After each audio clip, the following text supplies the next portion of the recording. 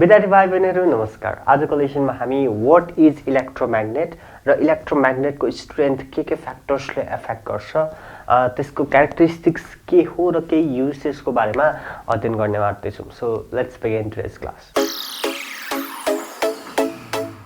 So what is an electromagnet? Electromagnet बुझ्नु अगाडि तपाईले व्हाट इज अ सोलोनोइड भनेर बुझ्नुपर्ने हुन्छ। त्यो हामीले प्रिभियस लेसनमा भनिसकेको छौं। यदि त्यो लेसन हेर्नु भएको छ भने हेर्नु होला, हैन भने यसो रिक्याप गराइदिहाल्छु म। सोलोनोइड भनेको चाहिँ यो कोइलिङ जस्तो हुन्छ, जुन चाहिँ इन्सुलेटेड वायरको सर्कुलर स्ट्रक्चर हुन्छ है। सो यहाँनिर मैले इलेक्ट्रोम्याग्नेट बनाएर देखाउने प्रयास पनि गरेको छु। So let's study the definition of electromagnet.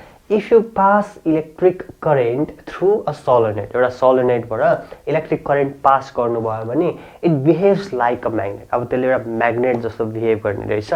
So त्यसैले हामीले इलेक्ट्रोम्याग्नेट भन्ने रहेछौं। त्यो खासमा इलेक्ट्रिसिटी पास गरेर जेनेरेट गरेको म्याग्नेटिक प्रपर्टी भएको कारणले त्यसलाई इलेक्ट्रोम्याग्नेट भनेको है त। नेचुरल म्याग्नेट हैन, यो इलेक्ट्रोम्याग्नेट। किनभने इलेक्ट्रिसिटी पास गरेर म्याग्नेटिक प्रपर्टी इन्ड्युस गराइएको हुन्छ, त्यो भएको कारणले त्यसलाई इलेक्ट्रोम्याग्नेट भनेको। यसलाई हामी टेम्पोररी म्याग्नेट पनि भन्ने गर्छौं। मैले यहाँनिर देखाइदिएको छु।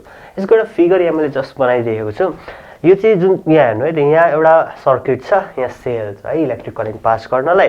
अनि त्यसपछि यहाँनिर एउटा मेटल छ, सफ्ट आइरनको जेनरली युज गरिन्छ। त्यसको वरिपरि चाहिँ इन्सुलेटेड वायर यसरी चाहिँ बटाइएको छ। सो यहाँनिर इलेक्ट्रिक करेन्ट पास गरेपछि यहाँ तलपट्टि नेल्सहरु मैले देखाउने प्रयास गरेको छु। सो नेल्स चाहिँ टाँसिन्छ because now this act as a magnet है। त्यो कारणले यही चाहिँ एउटा इलेक्ट्रोम्याग्नेटको बेसिक स्ट्रक्चर अथवा प्लान हो। सो इलेक्ट्रोम्याग्नेटको पहिला अलिकति क्यारेक्टरिस्टिक्स बुझौं। So what are the characteristics of electromagnet है। फर्स्ट मैले लेखेको छु यो टेम्पोररी म्याग्नेट हो भनेपछि जुन इलेक्ट्रिक म्याग्नेटको यो म्याग्नेटिक प्रपर्टी छ त्यो लुज गर्न सकिन्छ अथवा त्यसलाई हटाउन पनि सकिन्छ र इन्ड्युस गराउन पनि सकिन्छ हैन, जेनेरेट गराउन पनि सकिने रहेछ। त्यो के रहेछ त? Temporary magnet, not like natural magnet. Natural magnet जुन भेटिन्छ त्यो पर्मानेन्ट म्याग्नेट हुन्। यो चाहिँ के हो त? टेम्पोररी म्याग्नेट रहेछ। र यसको इम्पोर्टेन्ट क्यारेक्टरिस्टिक्स के भन्दा its strength can be altered है त। यो इलेक्ट्रोम्याग्नेटको जुन स्ट्रेन्थ हुन्छ, power of magnetism, magnetic field त्यसले जति जेनेरेट गर्न सक्छ त्यो हामीले अल्टर गर्न सक्ने रहेछौं है। त्यो केले असर गर्छ हामी एकैछिनमा पढिहाल्छौं, तर यति बुझ्नु पर्यो कि पर्मानेन्ट म्याग्नेटको स्ट्रेन्थ फिक्स्ड हुन्छ है। तर यो इलेक्ट्रोम्याग्नेटको के गर्ने रहेछ त? हामीले चेन्ज गर्न सक्ने रहेछौं, अल्टर गर्न सक्ने रहेछौं र यसलाई एकदमै पावरफुल बनाउन सकिन्छ के। थर्ड क्यारेक्टरिस्टिक्स मैले लेखेको छु, can be made very powerful. Generally natural magnet त्यस्तो धेरै पावरफुल पाइँदैन, तर इलेक्ट्रोम्याग्नेट हामीले एकदम धेरै पावरफुल म्याग्नेट बनाउन सक्छौं। त्यस्तै यसको पोल्सहरु रिभर्स गर्न सकिन्छ। जुन नेचुरल म्याग्नेट हुन्छ त्यसको नर्थ साइडलाई साउथ साइड त्यतिकै बनाउन मिल्दैन हैन, तर यसको चाहिँ पोल्सलाई रिभर्स गर्न सकिन्छ। जस्ट तपाईले के गर्नु पर्यो त? त्यो ब्याट्रीको जुन डाइरेक्सन अफ फ्लो अफ करेन्टलाई तपाईले जस्ट चेन्ज गरिदिनु पर्यो। त्यो गर्नुभयो भने के हुनेछ त? पोल्स रिभर्स हुन्छ है। त्यस्तै it does not get demagnetize when it is stored for a long duration of time. Natural म्याग्नेटको के हुन्छ, जेनरली स्टोर गर्यो भने त्यसको म्याग्नेटिक प्रपर्टी लुज हुँदै जाने हुन्छ के त्यो। तर इलेक्ट्रोम्याग्नेट त के हो, हामीले चाहेको बेलामा त्यसलाई इन्ड्युस गर्न सक्छौं, नचाहेको बेलामा त्यसलाई अफ गरेर राखिदिने। सो मेबी लाइक 10 इयर्स पछि फेरि गर्यो भने it will act the same हैन। सो यसको त्यो म्याग्नेटाइजेसन प्रपर्टी लुज चाहिँ हुँदैन है। So these are the characteristics of electromagnet. अब मैले यहाँ एउटा कुरा के भने भन्दाखेरि यसको स्ट्रेन्थलाई अल्टर गर्न सक्छौं भने चाहिँ कसरी अल्टर गर्न सकिने रहेछ त?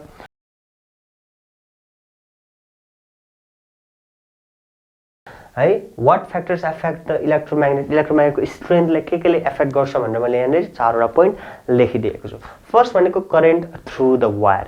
तपाईको इलेक्ट्रोम्याग्नेटमा जुन करेन्ट पास गरिएको छ यो वायरबाट, त्यसको स्ट्रेन्थलाई चेन्ज गर्यो भने, करेन्टको स्ट्रेन्थलाई चेन्ज गर्यो भने इलेक्ट्रोम्याग्नेटको स्ट्रेन्थ पनि चेन्ज हुने रहेछ।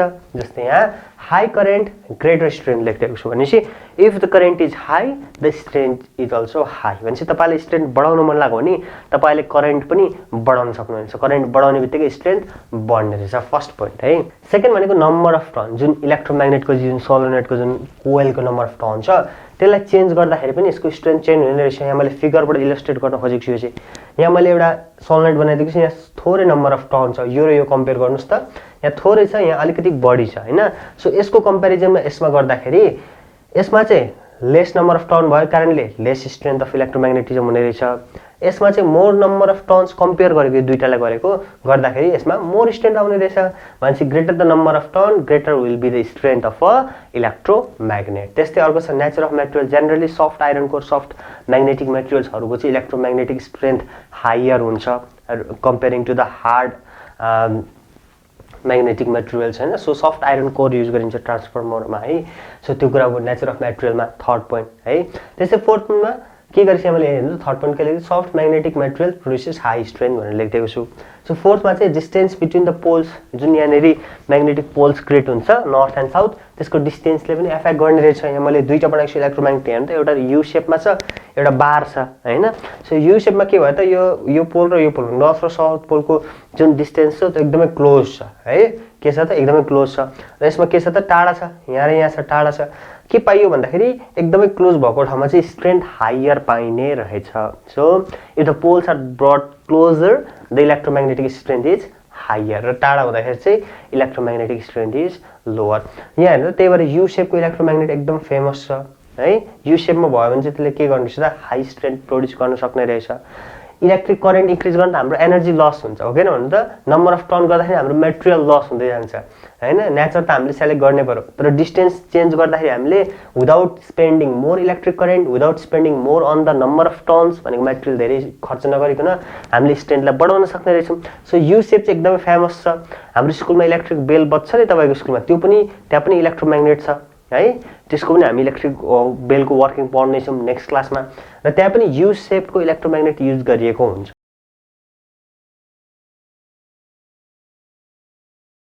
So this is the factors that affects the strength of a electromagnet. अब अर्को अलिकति याद गर्नुपर्ने कुरा भनेको युसेस अफ इलेक्ट्रोम्याग्नेट के रहेछ त्यसको युसेस धेरै युसेस छ।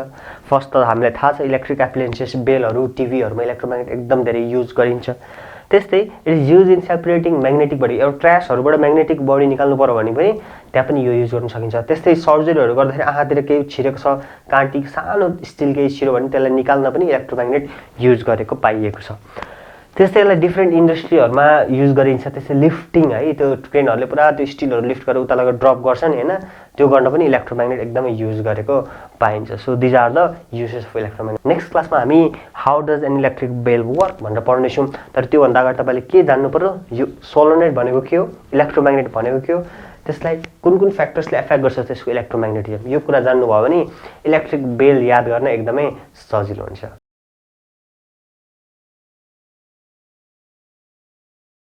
So what do you think about today's lesson? Go down below, put a comment, like, share, subscribe and hit that bell icon. Stay home, stay safe and see you in next video. Goodbye.